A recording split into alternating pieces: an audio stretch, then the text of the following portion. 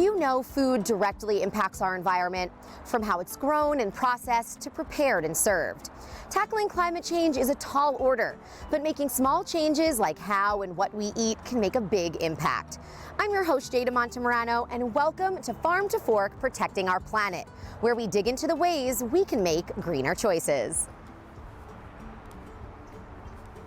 I'm here at Organic Harvest Gardens, an urban farm growing kale, eggplant, and so much more right in the middle of Long Beach, California. Just one sustainable practice to help protect our planet.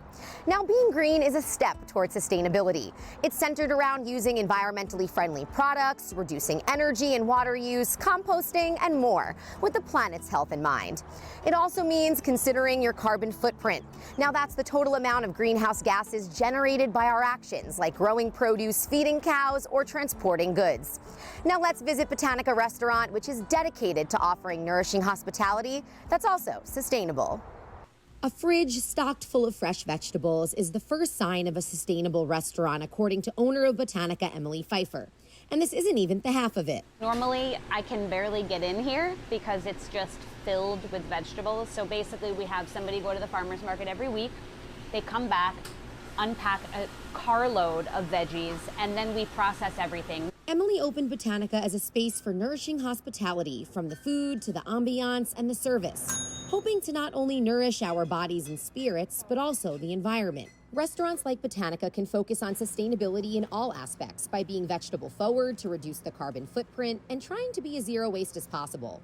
People come to restaurants to sort of get inspired, I think, and if we are not the people who are making smart decisions for the environment, then that's not going to trickle down to people making good decisions at home. And Professor of Civil and Environmental Engineering at UCLA, Jennifer J. echoes this sentiment. Thank you. You as well. As she frequents the farmer's market for her own kitchen at home, she knows how integral restaurants are to the sustainability of our country. Jennifer studies the impacts of environmental education on the carbon footprint of dietary choices and how food directly coincides with sustainability. She feels restaurants can facilitate change through portion size, compostable materials, and specifically serving less meat. Restaurants can offer really creative, plant-forward foods because it's really the ingredients where you can get the most bang for the buck. You can buy local products, but if you're buying low carbon footprint products, that's even better. Products like nuts, veggies, grains, fruit, or seeds, which have a lower carbon footprint than any other animal product. Because according to the University of Colorado, raising livestock for human consumption generates nearly 15% of total global greenhouse gas emissions. Jennifer says we need a low carbon footprint food system to combat climate change, and it can start with restaurants. Eating locally does reduce food miles, and so we can reduce food miles by sourcing locally and also by making more of your food. Back at Botanica, Emily says all their produce comes from farmers markets, and they serve organic California dairy, West Coast seafood, and heritage-raised beef. While they're not a plant-based restaurant, they are vegetable-focused with an emphasis on zero waste.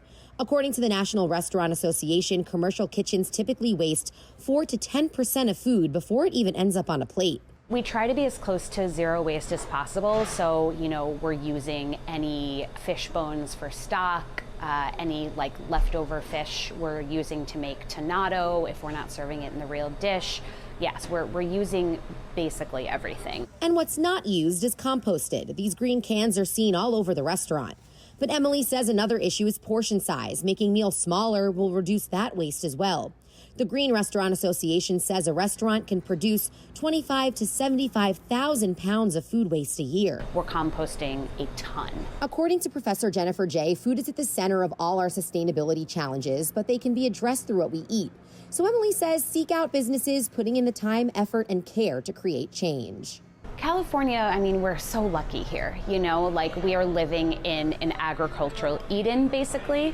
That said, there are restaurants all around the country that, have access to beautiful produce and that are actually making an effort to do it. Restaurants making an effort to implement sustainable practices to help our environment. If you're looking for a sustainable restaurant, Emily recommends doing your research. Does the restaurant have a mission statement surrounding sustainability?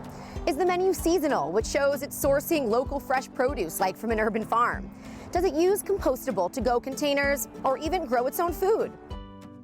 Someone who does grow their own food is Chef Rod Dodd here at Organic Harvest Gardens. Thanks so much for having us today. So glad you're here today. And this is a version of urban agriculture where we see farming in rooftops, backyards, street corners. So where are we exactly right now? Well, we're in Long Beach, California, right between the freeway and apartment buildings. And what made you want to create that here? Well, it was a good private area that's not easily accessed, and it's a great growing environment. And we're talking about today also the environmental impacts of urban farming. So what have you maybe noticed, or what kind of benefits are there? Well, it lowers the carbon footprint, of course, because we grow for a restaurant and it's pretty local, you know, so they're getting it right from the farm to the table. All the nutrients, all the benefits are right there for their patrons. And today, of course, we're talking about the environmental impacts of urban farming and green spaces. So is there anything that you've noticed while working here that's helping our planet? Well, all the trees, all the flowers, you know, they're helping with carbon, and it saves on the carbon footprint as well. Coming up, we'll visit another urban farm in Compton and dive into how the Los Angeles Food Policy Council wants to create more of these green spaces in cities.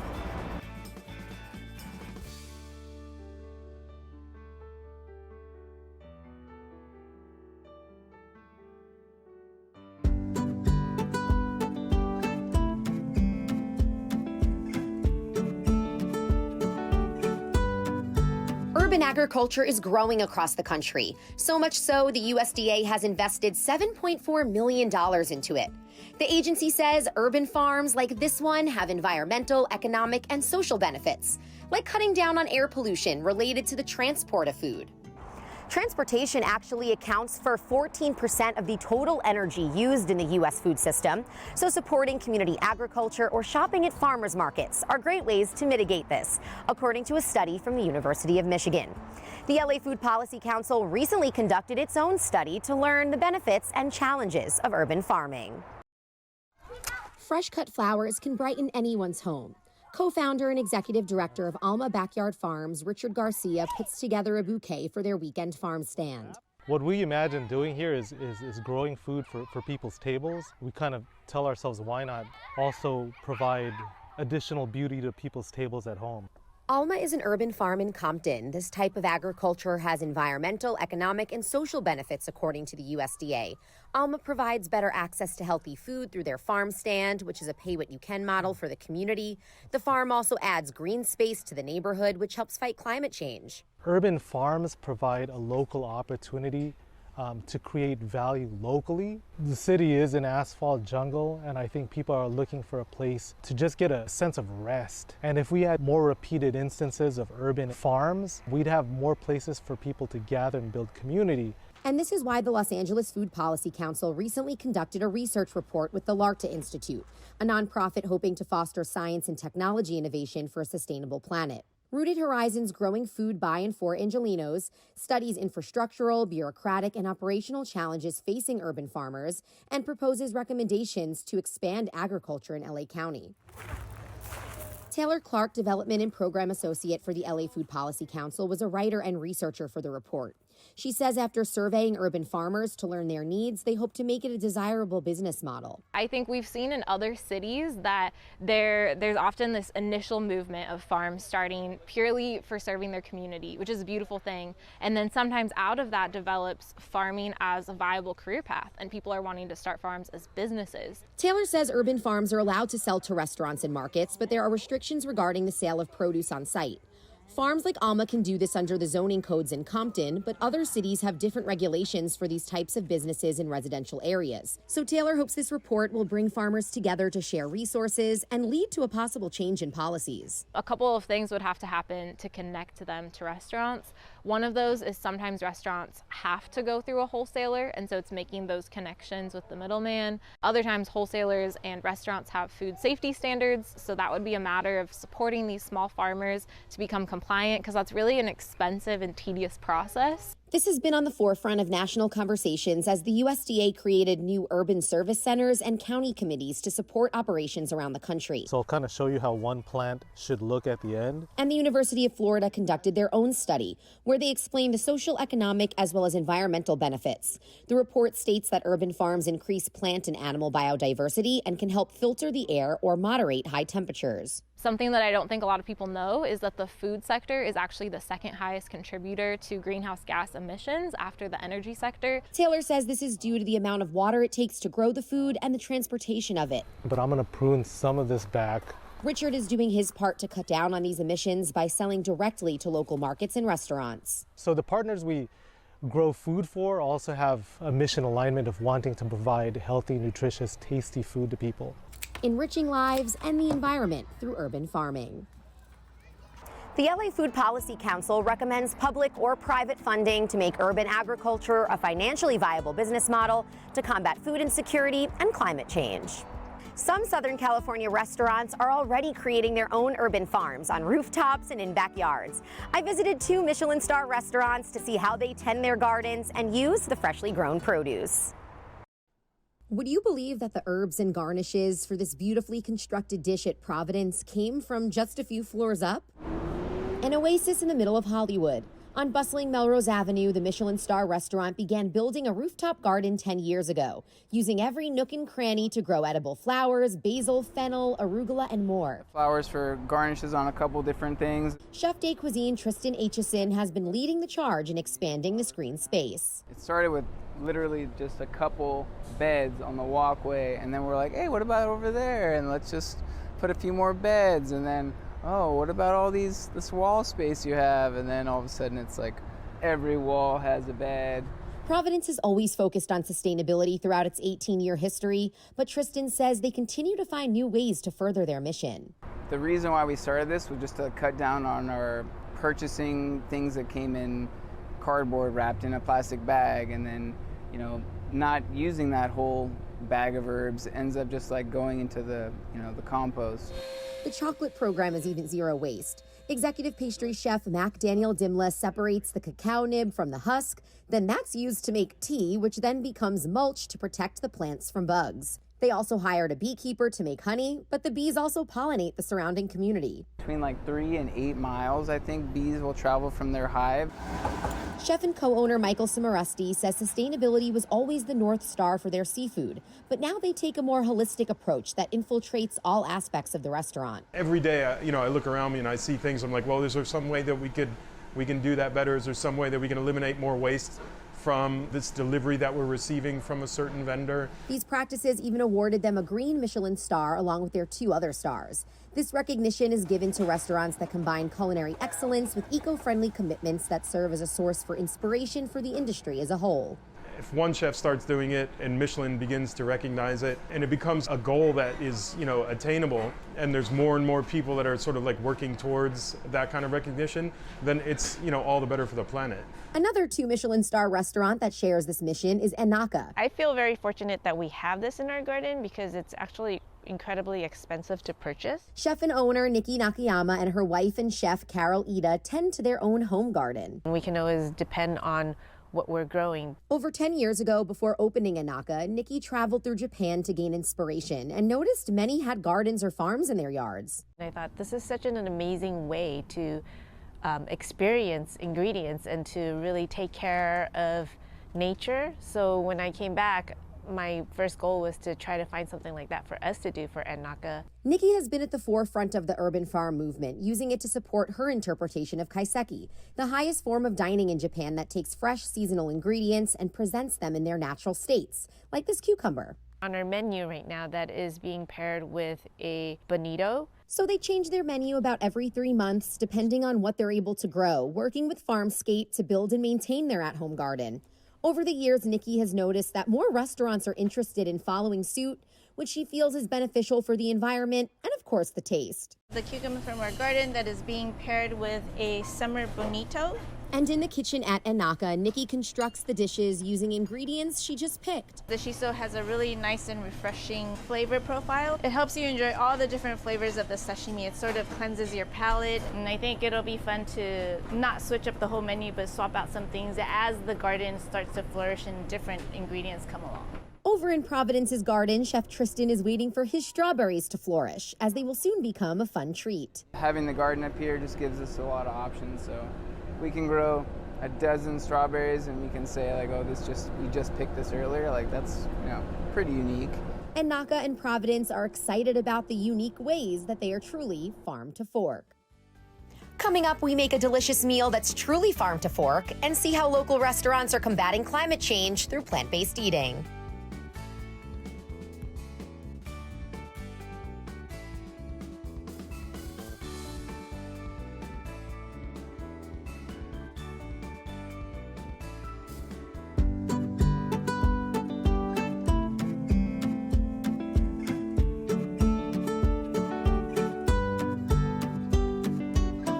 Where we get our food is important, but what we consume also makes a bigger difference than you may realize. One day of plant-based eating actually reduces a person's carbon footprint more than eating local for 7 days, according to the journal Environmental Science and Technology. Whether you're vegan or not, 2 plant-based restaurants show us how cutting out animal products, even for just one meal, could be better for our health and the planet's. This cheese isn't really cheese at all. It's handmade at Sugar Taco out of aquafaba, a dairy-free, nut-free alternative. Aquafaba is the liquid that is left over from cooking chickpeas or really any kind of bean.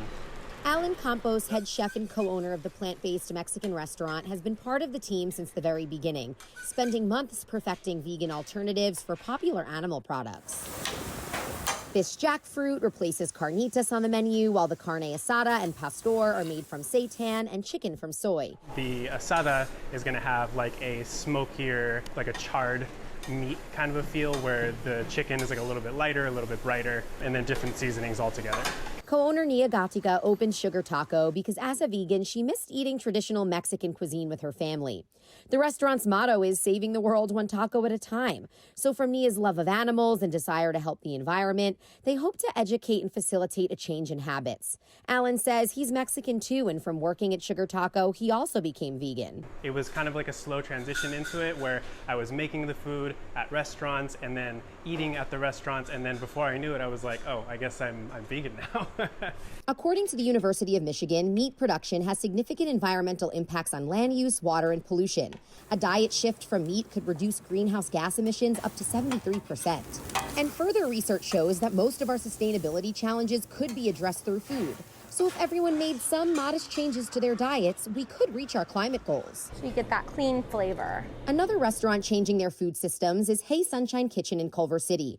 Owners and sisters Heather Golden Ray and Jenny Engel are cookbook authors and culinary educators who always wanted to open a plant-based fast casual restaurant. Jenny says they created a comfortable and approachable menu of bowls and sandwiches for those who are plant-based or just trying it out. Research at the University of Oxford explains that vegan diets result in 75% less climate heating emissions than diets that included meat. Not only is it an easy and delicious way to make a difference for the environment, but you will not feel like you're sacrificing anything. The more you experience that plant-based food can be flavorful and satisfying, the more likely you are to incorporate it on a regular basis. The same study found that vegan diets reduce destruction of wildlife by 66% and water use by 54%. There are billions of us on the planet. We are eating many meals a day. If we make a choice and stand together, we might feel small when we look at ourselves as one single individual. But look at the collective. Not only is Hey Sunshine Kitchen offering vegan alternatives, they're enriching the local ecosystem by cultivating pollinator plants that are home to caterpillars and butterflies. Heather says 1 of every 3 bites of food is thanks to a pollinator.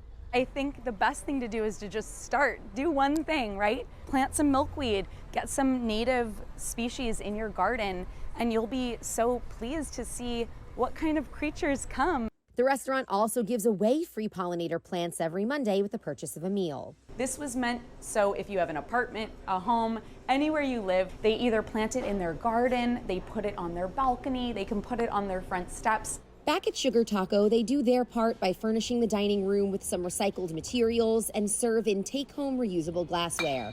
Alan says their mission is to educate and motivate. All the ingredients we use are things that are super familiar to everyone, something you'll find in the grocery store, nothing weird, nothing you can't pronounce. It's all just like whole, delicious foods. Small changes that can make a big impact in protecting our planet. One serving of meat creates more greenhouse gas emissions than 20 servings of vegetables, according to the University of Michigan. While I myself am not vegan, reporting on this special has inspired me to replace animal products in some of my meals. So you don't have to go fully plant-based, but research says making those substitutions or even participating in Meatless Mondays will directly help our environment. So this is the benefit, right, of making your own food from your garden. Exactly. You're getting it fresh, all the nutrients. Yes. We just picked this lettuce, right? Just picked it. And we just picked these tomatoes. Beautiful. Yeah. All right, so now we just kind of put everything else on top? Sure. What do we have over here? Okay, we've got some pears, and we've got some feta cheese, and we've got some red onions. Red onions, love some onions. And that's your fall salad. And this is truly farm to fork. It may seem like a large feat to combat climate change, but if we all implement even just one of these tips, like dining out at a green restaurant or creating a small garden, together we can make a difference. Thank you so much for watching Farm to Fork, Protecting Our Planet. I hope you were able to learn something new and take away a fact or two.